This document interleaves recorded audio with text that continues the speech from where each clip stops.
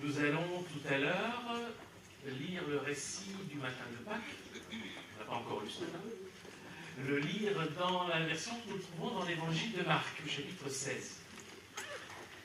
Et dans votre Bible, au chapitre 16 de l'évangile de Marc, peut-être que vous avez la fin du chapitre qui est entre crochets. C'est pour ça qu'en général, c'est mis dans les versions modernes de la Bible.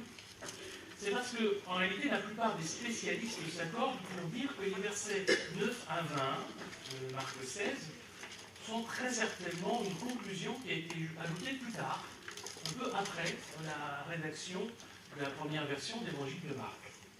Alors, il n'y a rien de problématique dans ces versets 9 à 20, parce qu'ils reflètent assez fidèlement ce qu'on trouve dans les autres évangiles, et aussi dans le livre des Actes des Apôtres, sur les apparitions du Christ ressuscité, sur la mission que le Christ a confiée à ses disciples. Ce n'est pas des inventions farfelues, mais c'est pour ça qu'en fait, cette fin, elle a été assez rapidement intégrée à l'évangile, mais probablement, très probablement, qu'à l'origine, dans la première version de l'évangile de Marc, ça s'arrêtait au verset 8.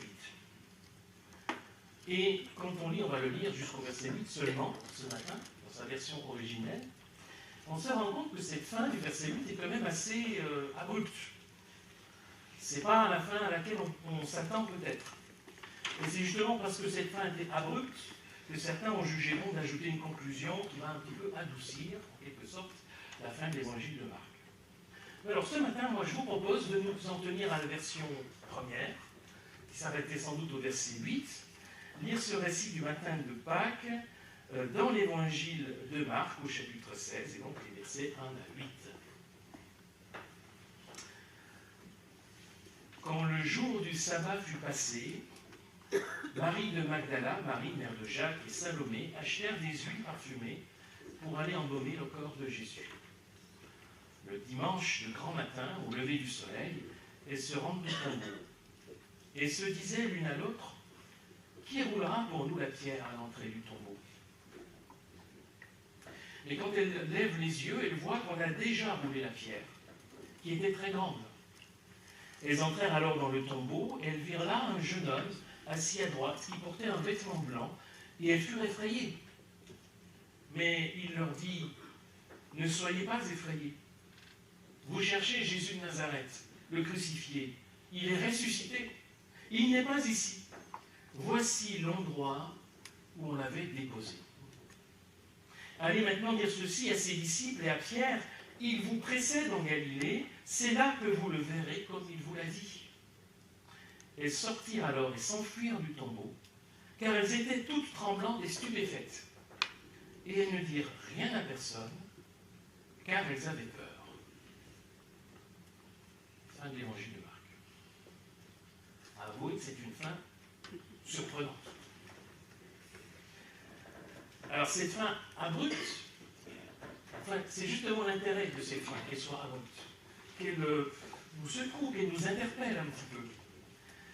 Mais malgré cette fin abrupte, remarquez tout de même que ce récit affirme sans ambiguïté la résurrection de Jésus. Déjà, le tombeau est vide. La pierre a été roulée. Et puis un messager qui est dans le tombeau et qui affirme avec force et sans ambiguïté: vous cherchez Jésus de Nazareth, le crucifié, il est ressuscité, il n'est pas ici. Donc même si la fin est un peu surprenante au premier abord, pas de doute, pour Marc, à la fin de son évangile, le Christ est ressuscité, il est vraiment ressuscité. Mais dans cette version-là, il y a deux absences. Deux absences dans ce récit qui ont comme un goût d'inachevé en quelque sorte, mais je crois que c'est un goût d'inachevé tout à fait volontaire, pour nous rejoindre, pour nous interpeller. La première absence, c'est l'absence de Jésus. Jésus lui-même est absent du récit de la résurrection chez Marc. Pour le rencontrer, les disciples devront aller en Galilée. C'est ce que dit le messager. Il vous précède en Galilée, c'est là que vous le verrez. Mais le récit ne nous le raconte pas. Et puis l'autre absence, c'est l'absence de témoignage des femmes qui sont allées au tombeau, qui ont trouvé le tombeau vide. Le récit se termine sur le silence des femmes et ne dirent rien à personne car elles avaient peur. Eh bien, ces deux silences, ces deux absences dans ce texte sont intéressants pour notre appropriation de ce récit de la résurrection. Voyons tout d'abord le fait que Jésus soit absent de ce récit.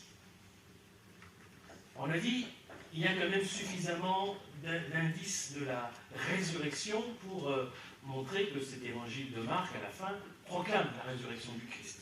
On l'a dit, le tombeau est vide, le corps de Jésus n'est plus là, il est absent.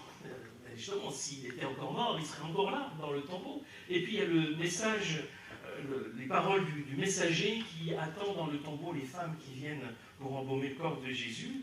Et le messager explique explicitement que si le corps n'est pas là, le corps de Jésus n'est pas là, c'est parce qu'il est ressuscité. Il est ressuscité. Mais dans ce récit de l'évangile de Marc, il n'y a pas de récit d'apparition de Jésus à ses disciples. Les récits qu'on trouve dans les autres évangiles. On voit Jésus apparaître à telle femme, ou à tel disciple, à tel ou tel moment. Enfin, même plusieurs récits d'apparition du ressuscité. Il n'y en a pas dans l'évangile de Marc. Donc Jésus est absent du récit, mais, et c'est là, c'est intéressant, il donne rendez-vous à ses disciples en Galilée. Il n'est pas là, il est ressuscité, mais il vous attend en Galilée. C'est ce que dit le messager. Il vous précède en Galilée, c'est là que vous le verrez, comme il vous l'a dit. Les disciples vont bien voir le Christ ressuscité, mais pour ça, il faut qu'ils aillent le rejoindre en Galilée. Donc il y avait une promesse ici dans les paroles du messager. Jésus ne va pas laisser les femmes et les disciples dans l'expectative. Ils n'auront pas à se contenter simplement du tombeau vide, ce qui est déjà pas mal, hein, mais ils n'auront pas à se contenter de ça parce qu'ils vont voir Jésus. Simplement, il faut qu'ils se rendent au rendez-vous qu'il leur a laissé en Galilée. Il les attend là où il leur a donné rendez-vous. Et je trouve que ça, c'est déjà quelque chose d'intéressant pour nous. Il me semble qu'il y a une première leçon que nous pouvons tirer de ce récit tel qu'il nous est raconté chez Marc. C'est qu'il y a toujours un chemin à faire pour rencontrer le ressuscité. Pour les disciples, c'était un chemin à faire jusqu'en Galilée. Mais pour nous, aujourd'hui, qui voulons rencontrer le Christ ressuscité, nous avons aussi un chemin à faire. Ce chemin, il est propre à chacun. Il est différent pour les uns ou pour les autres. Et notre première rencontre avec le Christ, c'est toujours l'aboutissement d'un chemin. Un chemin plus ou moins long, un chemin qui démarre par peut-être nos origines, par l'éducation qu'on a reçue, par les expériences que l'on peut vivre ici ou là, par des rencontres sur notre chemin, par les circonstances de la vie variées pour les uns et pour les autres. C'est tout ça qui forge notre chemin et qui est fait ce chemin de quête, de recherche spirituelle, plus ou moins tortueuse, plus ou moins simple ou compliquée. C'est différent pour chacun. Un chemin qui parfois passe aussi par des impasses. On se dit non, ça ne va pas, il faut faire demi-tour, changer de direction, aller ailleurs. Chaque chemin est différent, mais un jour, la rencontre a lieu. Au bout de ce chemin, différent pour chacun et pour chacune, se trouve le Christ qui nous accueille. Et cette rencontre, à un moment donné, elle est comme une évidence, ou un pari raisonnable que l'on fait, une décision de foi, et c'est le début d'un nouveau chemin. En fait, on ne s'arrête pas de marcher, on continue, mais sur un nouveau chemin, avec le Christ, en quelque sorte. En fait, j'ai l'impression que la vie chrétienne n'est rien d'autre qu'une succession de rendez-vous que le Christ nous adresse. Il nous fixe des rendez-vous. Il nous attend, ici ou là. Et il renouvelle notre chemin par ces rencontres renouvelées. Parce qu'on a besoin, dans un chemin de foi, de poursuivre notre chemin. De ne pas en rester à nos acquis. On a besoin d'approfondir notre foi, nos connaissances de sa personne, de sa volonté. Ce chemin, il nous permet d'avancer et donc de progresser aussi dans la mise en pratique de sa volonté, dans le service du prochain. Il nous donne, il nous fixe des rendez-vous. Alors, où est notre Galilée aujourd'hui? Où est-ce que Jésus nous attend aujourd'hui? Je ne vais pas répondre à votre place. C'est à chacun de nous de le discerner. Quel chemin le Christ attend-il que nous fassions pour le rencontrer de façon renouvelée aujourd'hui? Peut-être dans une nouvelle façon de prier, peut-être dans un nouveau temps mis à part dans notre quotidien, peut-être par, je sais pas, un temps de retraite spirituelle, ou peut-être dans un nouveau service, dans un nouvel engagement en faveur de mon prochain. Où est-ce que le Christ m'attend aujourd'hui? Je pense que c'est important de prendre le temps régulièrement de se poser cette question. Ne pas considérer notre rencontre avec le Christ et notre marche à sa suite comme un acquis. C'est fait, on est sur des rails et ça avance tout seul. Non, en réalité, on est toujours sur un chemin avec des orientations possibles, avec un carrefour devant nous et un discernement nécessaire pour savoir où le Christ nous attend. Où est notre Galilée à chacun, à chacune, aujourd'hui? Et puis l'autre aspect étonnant, on l'a dit, de ce récit, c'est le silence et la peur des femmes qui ont vu le tombeau vide. C'est une attitude qui est surprenante parce que on connaît les autres récits aussi des évangiles qui nous parlent du message que finalement les femmes ont transmis aux disciples, qui eux-mêmes aussi ont transmis. Enfin bref, on ne serait pas là si elles étaient restées complètement silencieuses, comme on le voit à la fin de l'évangile de Marc. La bonne nouvelle, elle a été proclamée, elle s'est répandue dans le monde entier. N'empêche qu'à ce moment-là, où nous les quittons dans l'évangile de Marc, elles sont silencieuses. Alors pourquoi? Pourquoi ce silence? Pourquoi cette peur? Alors il y a sans doute un effet de sidération. Peut-être qu'elles ont du mal à assimiler, à croire ce qu'elles ont vu et ce qu'elles ont entendu. Et on comprend, si on se met un petit peu à leur place, elles étaient dans le désespoir. Leur maître venait de mourir de façon terrible, crucifié. Leur tristesse était immense. La mort de Jésus, c'était une terrible épreuve, une grande désillusion pour elles, comme pour les autres disciples. Et sans doute qu'elles ne s'attendaient pas une seconde à découvrir le tombeau vide. D'ailleurs, elles s'interrogeaient, on dit dans le récit, qui est-ce qui va nous rouler la pierre? Donc, voilà, déjà, la pierre a été roulée, c'est déjà bizarre. Et en plus, le tombeau est vide. Jamais elles n'imaginaient une seconde qu'elles allaient découvrir le tombeau vide. Encore moins, ils trouvaient dans ce tombeau un messager qui leur annonce que Jésus n'est pas mort, qu'il n'est plus mort, mais qu'il est ressuscité. Il faut quand même un petit peu de temps pour encaisser le choc de cette nouvelle extraordinaire. On comprend qu'elles aient pu être abasourdies et que, sous choc, elles restent dans l'expectative et dans le silence. Mais est-ce qu'elles n'avaient pas aussi peut-être peur de ne pas être écoutées, de ne pas être prises au sérieux en allant dire aux disciples il est ressuscité, le tombeau est vide. Et du coup, leur peur, c'était peut-être la peur de ne pas être crues elles-mêmes dans leur témoignage.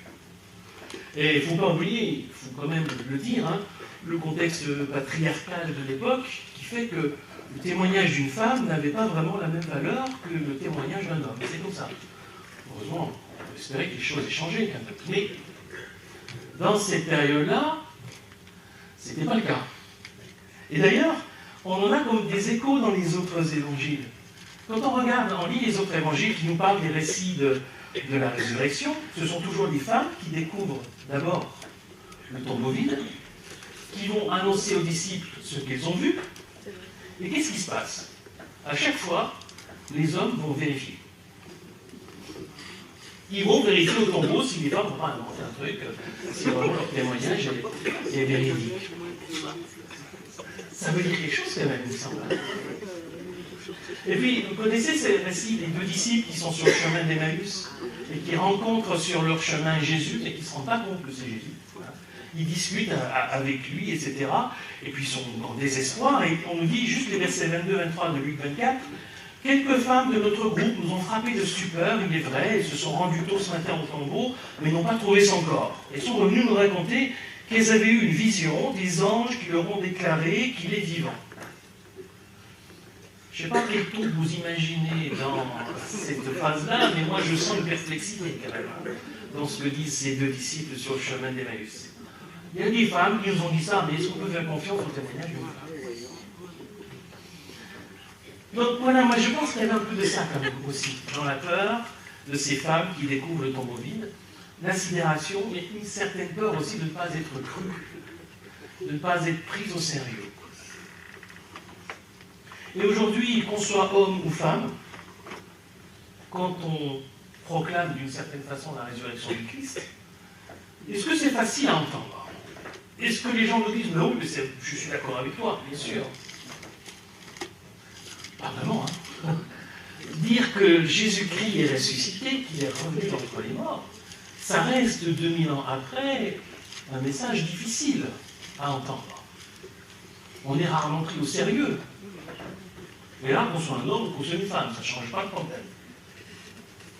C'est un message extraordinaire, oui, mais qui n'est pas quand même toujours facile à assumer aujourd'hui encore.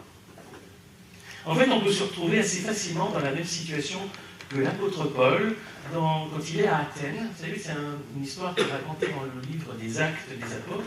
Il va à Athènes sur une place publique qu'on appelait l'Aréopage, et là il discute avec des philosophes. Alors il fait attention au langage qu'il utilise, les formules, il fait référence à certains éléments de la culture, des croyances qu'il voyait dans la ville. Et puis, tant qu'il parle du Dieu créateur, de la proximité de ce Dieu qui est tout près de nous, tant qu'il parle de l'universalité, tout va bien. Mais quand il parle de la résurrection, tout change. À ce moment-là, on nous dit, Acte 17, 32, lorsqu'ils entendirent Paul parler d'une résurrection des morts, les uns se moquèrent de lui et les autres dirent « Oh, nous t'écouterons parler de ce sujet une autre fois ».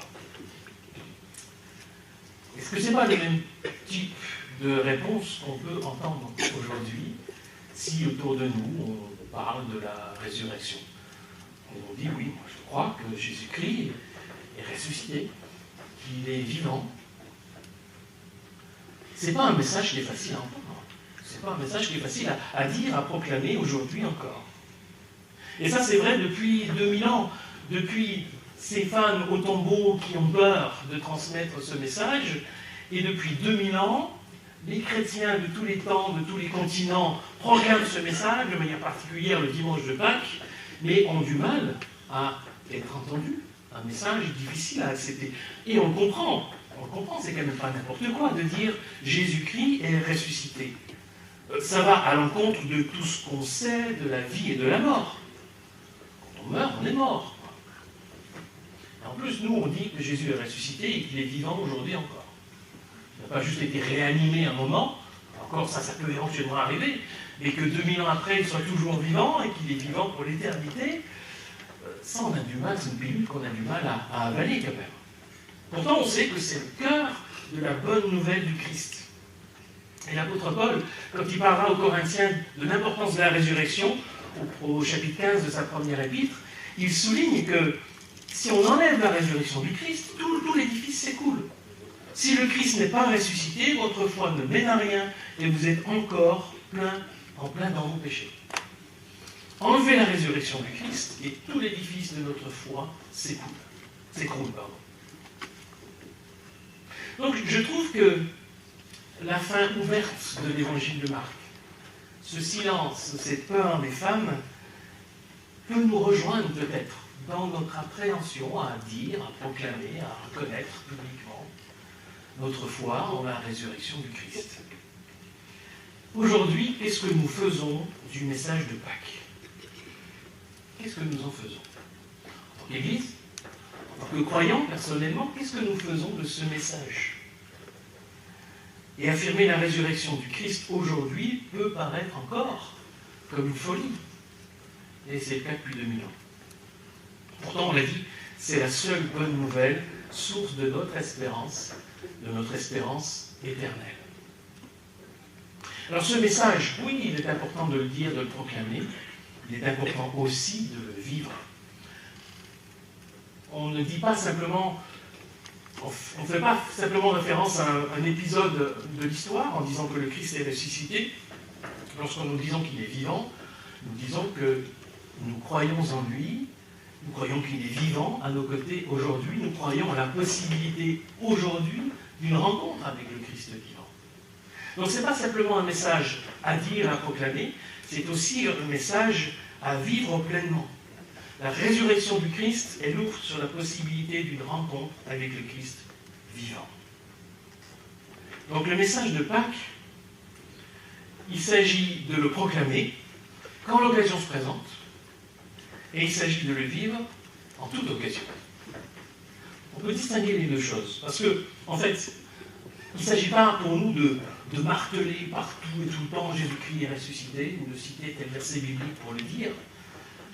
Il faut assumer et comprendre que c'est un message qui est difficile à recevoir. Ce qui veut dire qu'il demande une démarche de foi personnelle. Et ce n'est pas en martelant qu'on va forcément nous convaincre. Il faut respecter le chemin de chacun.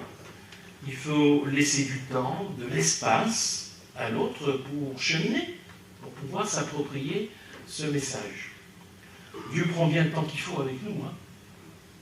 Je pense qu'on fait tous l'expérience de la patience de Dieu dans notre vie.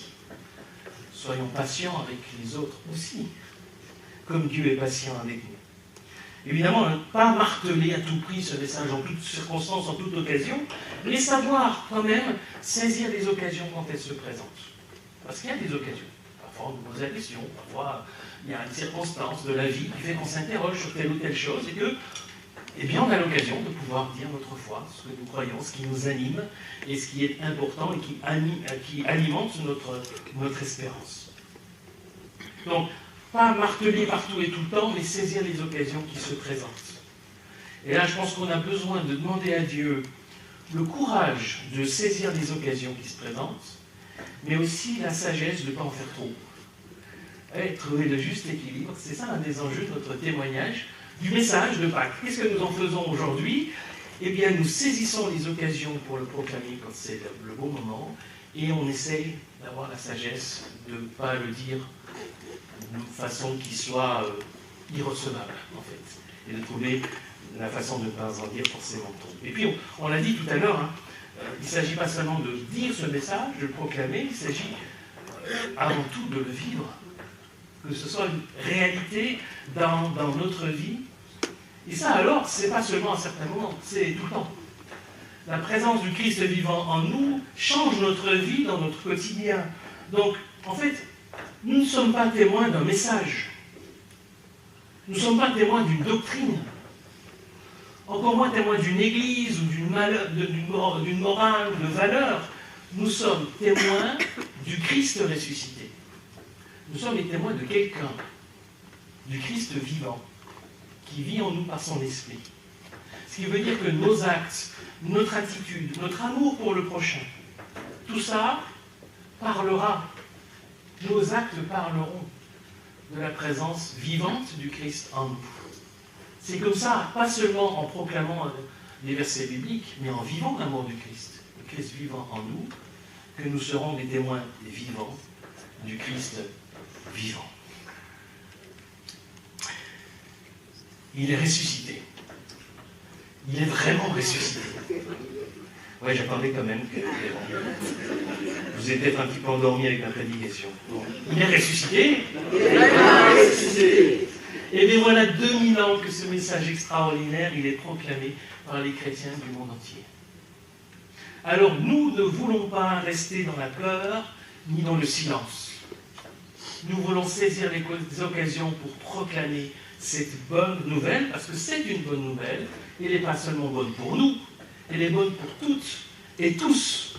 C'est la source d'une espérance éternelle pour ceux qui reçoivent et qui accueillent cette bonne nouvelle. Donc on ne va pas rester dans la peur, on ne va pas rester dans le silence. Nous voulons nous souvenir que cette bonne nouvelle, elle est non seulement à proclamer aujourd'hui encore, mais elle est aussi et surtout à vivre à chaque instant de notre vie.